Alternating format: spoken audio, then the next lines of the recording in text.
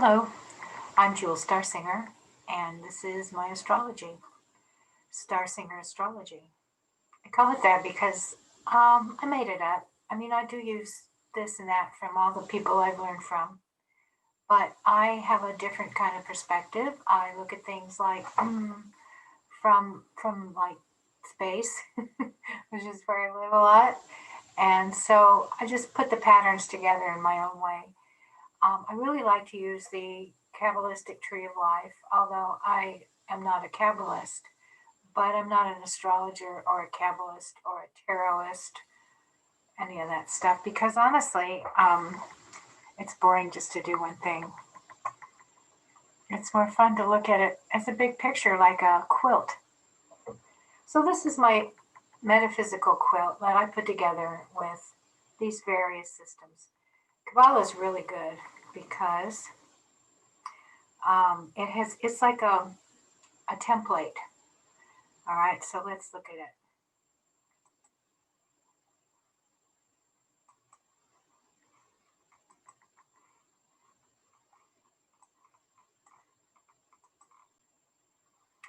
All right, we'll start with this is the tree of life, and I have put the planets on here according to um, the way I see it. According to the keywords, I go by the keywords a lot. That's what sort of guides me.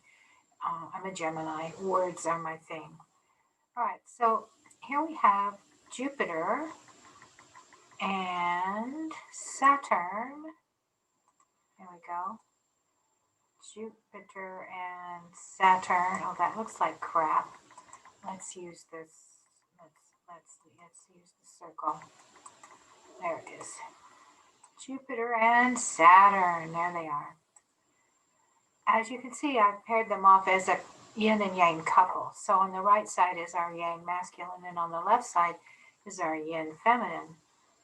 And what I like to do is treat them like the alchemical married couple, the king and the queen, in other words.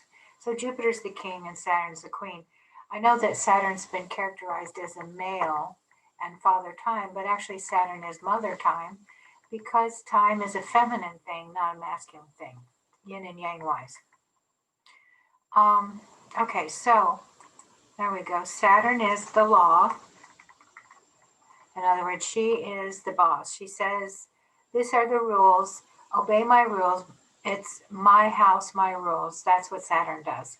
And because she's the one that has made the wall. And the wall keeps stuff out, but it also keeps stuff in. So, in other words, it's a barrier like your skin. So, the skin is Saturnian, it's ruled by Saturn. And what it represents is that everything has a shape. And so, the feminine energy, the yin energy, is what creates shapes. And you do that through time and pressure. And that's how you make a diamond, right? So, in other words, these are the laws, these are the natural laws. And that's what science is always looking for, is how to define these natural laws and what it is, how it works. That's all scientific and that's all very yin, very feminine, because she puts it together, she makes it as it is. Now, as far as that goes, then we have Jupiter, and his word is justice. So then we have justice. Justice is a concept, it's not real. It's a perception and a perspective. In other words, justice is how we see things as being equalized and balanced. But justice isn't balanced because he's, as you can see, is on the right side of the diagram. So everything on the right is yang, masculine, and it doesn't exist in real time. It exists in future time. It is a thought, and thoughts are of the future. They it happens up here, and for us, right up here, and that's what makes a human special is this part, because all the critters they live on the left side and the yin feminine side, which is where the mirroring, the reacting, the making happens, and this is all through automatic consciousness. But it is consciousness; it's just unconsciousness. It's a deep consciousness. It's a consciousness that this forward consciousness doesn't understand. And so that is where we're at today in terms of politics too, I think, is that we have to begin to understand better what's going on with our opposites, all these extremes of thought, because thought doesn't exist. And in metaphysics, in metaphysics, we learn that thoughts are things. But I think there's more of a distinction to that. In other words, thoughts become things, but they become things through the vehicle of the feminine, which is the thing maker. So you have the thing inventor, which is over here on the right side. And here we go. The inventor,